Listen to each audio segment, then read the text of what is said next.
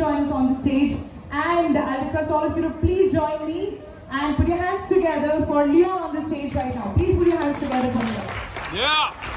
Hello, India. How are we? Are we good? I didn't hear you. Are we good? Not loud enough. Are we good? Awesome, guys. Guys, I've been in India now for the last 3 days, and I've been to many countries, many towns, many places.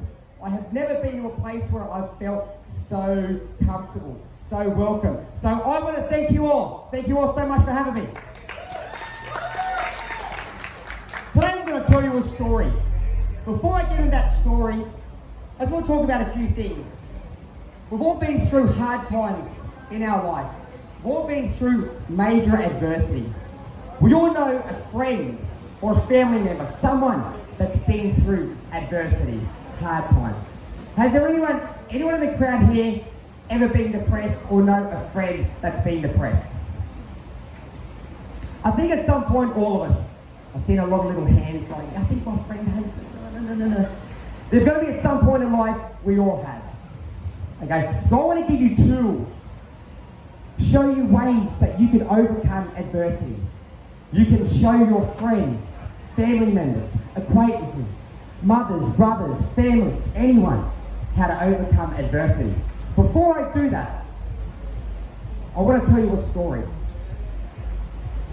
It's a story, it's a hard story. It's a hard story to tell. It's a story about suicide. I want to travel back to 2012. In 2012, I remember sitting on the lounge. I sat on the lounge at home anticipating a phone call. Praying to God that this phone call is not going to come through. 11 p.m. at night, that phone call come through. It was my father.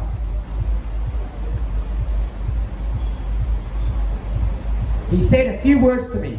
All he could say on the other end of the phone was, they had found him. They found my brother. He had taken his life. And all I could remember in the background was my mother screaming hysterically. It remains vivid in my head to this day. It was only a week earlier that I'd seen my brother. And we sat down to have a beer because he had to tell me something very important. And at this time I was very uneducated in relation to suicide, mental illness, overcoming adversity. We sat there, and he wears a cowboy hat, and he's a really cool guy. And we sat there, and I asked Dino, what's wrong? And he couldn't even give me eye contact. So I asked again, Dino, what's up? At first he turns around, he says he needs some money. So I thought, that's great, because I thought he was going to say something else. So I went and got him $1,000, brought it back, gave him $1,000, and there wasn't even a smile, there wasn't even an acknowledgement. And I thought that was odd, because if someone gave me $1,000, I'd be quite happy as well. So clearly, this was more about, it wasn't about money. Dino, what's wrong? He lifted his head. And he mumbled these words to me these days that I'm never going to forget. He says, bro, he always called me bro. He says, bro, I'm going to kill myself. Just think about that for a second. How would you respond if the person you idolize, you think is gold? They nicknamed him Gold. Everyone loved him. He was good looking. He was attractive. The girls loved him. Why would this person want to take their life? I didn't understand.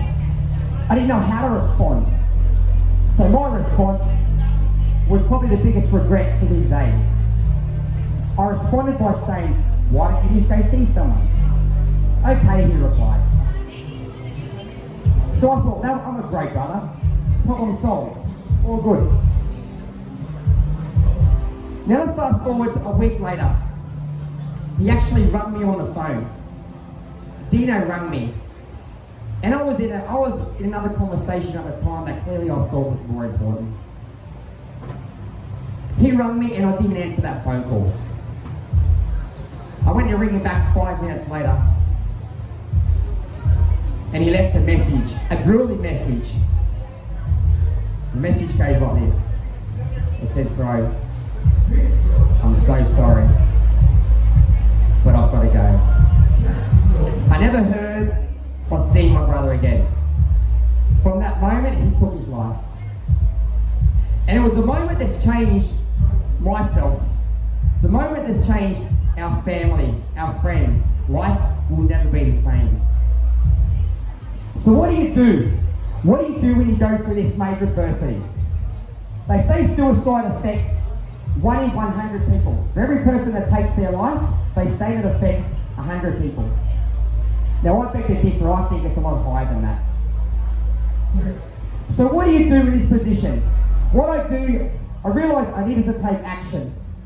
I need to find a goal, I need to find purpose, I need to find direction. Sitting back was not going to fix the problem. So I remember back in 2013, I was at a fitness expo just like Connect, just like today. And I thought to myself, this event's 20 weeks away, I've just lost my brother to suicide, life couldn't get any harder, but the family needs something, the family needs some positivity. It needs some motivation, it needs something to keep us all going. So I decided, why don't I just do a bodybuilding show? And everyone's thinking, Leon, you're crazy. How can you focus on a bodybuilding show now when there's so much going on in your life? You're trying to manage the loss of a brother. And I'm just thinking to myself, all I need to do, I need something. The family needs something. Someone has to keep this family together. And I thought, this is the time in my life that I believe I had to stand up. I had to stand up. We needed something good to come out of this. So I hired the best coach I possibly could. The best coach I could find in the world. At that time to me was Dr. Layne Norton. Anyone that is in the fitness industry will know Dr. Layne Norton. Incredible guy that to this day, a friend of mine that has probably saved my life. So I hired the guy. I didn't tell him what was going on. I didn't tell him any adversity that I was going through. I didn't want any pity. What I wanted to do was knuckle down and get the job done and get on stage and go and win for my brother. Because when you're going through hard times, when you're going through adversity, you need to keep your mind occupied. You need to find the things you're good at. You need to find goals. You need to be positive. You need to move forward. I didn't say not move on. We never move on from losing a loved one, but we have to at some point move forward. Was it easy? No, it was the hardest thing I'd ever had to do in my life. It was the most rewarding thing I've ever had to do in my life. So I've gone through this 20 weeks of preparation, grueling. Every morning, I didn't want to get up. I didn't even want to be in the gym. I didn't even want to see people. And we've all been like that. We've all felt like that. But I knew I had to. I knew this. This is the point I have to stand up. It's not about how I feel. It's about the family. Someone's got to bring this family back together because the family was breaking apart, falling apart, the extended family. So I thought to myself, this is what I'm going to do. So I got through my 20 weeks. We get to the bodybuilding show. And I'm backstage. And I can't believe I've got this far. The hardest thing I've had to do in my life. And it was actually bizarrely the best condition I've ever been in my life. Because I was so focused. I was so driven. There was no option but first place on this day. So I'm at this event. I'm backstage. And all of a sudden, my body just starts to shut down. My body just starts to shut down. And I'm thinking, God, you can't shut me down now. You can't shut me down now. I've still got to get up on that stage. And I sat down. Till this day, I don't know what happened. I don't know where this electricity comes from, this bolt of lightning, but all of a sudden, boom, I've just got up on stage. I felt amazing. I said a little prayer, and I wasn't even religious at this time, but I said a little prayer, and I got up on that stage, and I posed, and I presented myself like I've never done before. What that taught me, that moment right there, defined me. That moment there defined who I am, what I am. What a human being is capable of during going through adversity. When you are that focused and that driven and you have that goal, it's amazing what a human being can do. So I won that show. And that to the day was probably the most grateful, the most appreciated moment of my life. To go through that major adversity and to come out the other end with a victory. How did I get there? What tools did I use to overcome that adversity? We've all heard the word gratitude, being grateful. It's true, it's a scientific fact that gratitude reciprocates. What I mean by that is what you put out to the universe is going to return. And that's a scientific fact. And it's also a scientific fact that if you are depressed, you are not grateful. If you are grateful, you are not depressed. So my mind the whole time, all I kept thinking, I would pray and I would think of all the amazing things that I am grateful. Telling myself every single day, write down 5 things, all the little things that I'm forever grateful for. I had the appreciation that I even got to get up on stage. There was appreciation for even the event running. This sport, these events saved my life. It saved my life, and it saved thousands and thousands and thousands of lives upon that. Because now I've gone out on a limb now to help those that are suicidal, that do have mental illness, and that do suffer from anxiety, which is many people to this day. I also worked on a thing called self-care. For me, self-care is the most important thing a human being can do. And I also say the most selfish thing a human being can do is not look after himself. Because if you're looking after yourself, you have the ability to then help another person. But if you're not looking after yourself, how can you help anyone else? So as a human being, I urge everyone, stand up as a person, be accountable, educate yourself, look after yourself. Self-care can be as simple as walking the dog down the park. It could be watching the sunrise, watching the sunset, watching the stars, walking on the beach, taking your partner for a coffee. Anything so simple like that, it doesn't cost you money to look after yourself. And by doing that over and over and over again, repetitious, just like training. You can't go into the gym for one day and expect to have an amazing physique. You can't do self-care for one day and expect to have your mindset in a great position. It's just not going to work.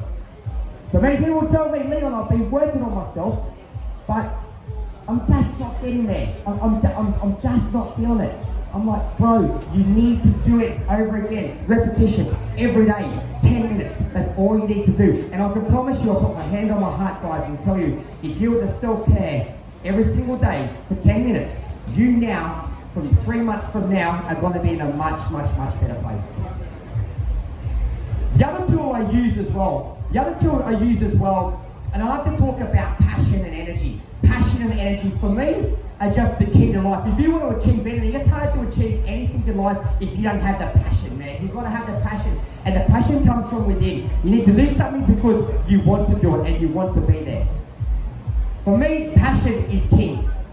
If you don't have that passion, try to perform at 100%. You're just not going to do it. You're just not going to do it. Try and do a preparation as a bodybuilding show across the road. Try and diet for 20 weeks when your heart's not in it. You're definitely not going to get the result at the end of the day. I've mentioned also, again, back to gratitude reciprocating. I want to go back to that point because I want to drill it into everyone's head that you need to be grateful for everything you have in life. And if you're not grateful for everything you have in life is going to get hard. You'll always see people that seem to, we've all got a friend that always seems to do it tough. You're always saying, oh, you've always got the good luck, Leon. Things seem to go your way. Everything's great. That's because you only get back what you put out in the universe. Okay? So from that point there, if I fast forward 6 years, how's life changed? Well, life's changed from me going through adversity. I've done over 65 bodybuilding shows in my time. I've been competing for 18 years. I own my own gym.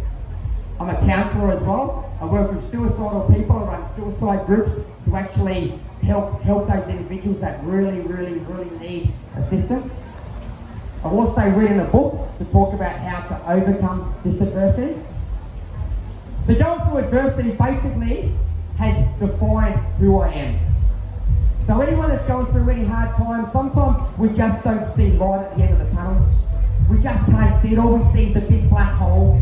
And sometimes we wonder, how am I going to get out of this hole? I just can't get out of this hole. What I could tell you is, there is people there to get you out of the hole. There is always someone there to provide you hope, give you faith, give you belief that you can get out of this black hole. Like I said, we don't see it at that time. But suicide is not the answer. At that time you may think you're a burden. You're not a burden. No one is ever a burden, and no one's ever designed to take their life. Human beings are meant to keep each other together. So just to finish on this note, that was the moment that defined me. This picture here, that smile says it all. And to add to the resume, meeting Arnold Schwarzenegger, we all know Arnold Schwarzenegger, was probably one of the most proudest moments of my life, as you can probably see on the smile there. And all these things have been obtained because I didn't give up. When the going got tough, I didn't give up. I could have gave up. I used the support, I used my friends, I used my family. I kept my circle close, tight knit together. Because we never have to do this alone, guys. You never have to do life alone. There is always someone there to hold your hand and get you over the other line. Guys, just to finish on, just one more thing. Please, everyone, just close your eyes for a second and put your hand on your heart. Just close your eyes and put your hand on your heart, please. Just think of 5 things. Think of 5 things you are truly grateful for. And really feel it. And really feel it. And smile while you do it. Give yourself a bit of a smile while you do it. Because it's hard to be grateful and not smile at the same time. When you are truly grateful, you're going to smile. Every day, 10 minutes. Guys, and I can promise you, in 6 months from now, you'll be a way better person. And if you're a way better person, that means that your mindset's in a better position, better place. That means you can help the next person. Which means the next person can help the next person. And then it creates a massive domino effect of happiness, joy. Guys, thank you very much.